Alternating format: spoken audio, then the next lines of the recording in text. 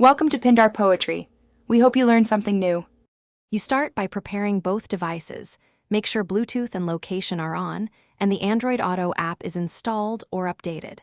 Once done, sit in the driver's seat, put the Sonnet in ACC or on, and unlock the touchscreen so menus respond. Now open Settings on the Sonnet and select Connectivity. This gets the head unit ready to pair. Make sure USB debugging is off. Android Auto uses standard USB or wireless pairing, so decide which connection method you'll use before continuing. You'll pair via Bluetooth first so basic controls work.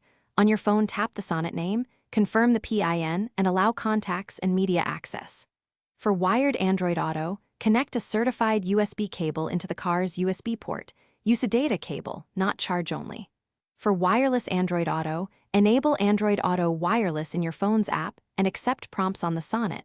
You'll grant permissions for notifications and location.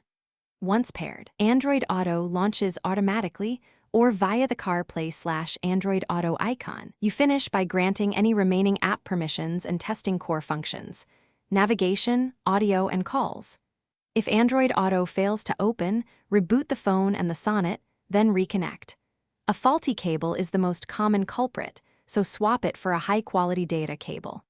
If problems persist, clear the Android Auto cache or forget and repair the Sonnet in Bluetooth settings. One key troubleshooting tip: always test with another phone to isolate whether the issue is the car or your Android device.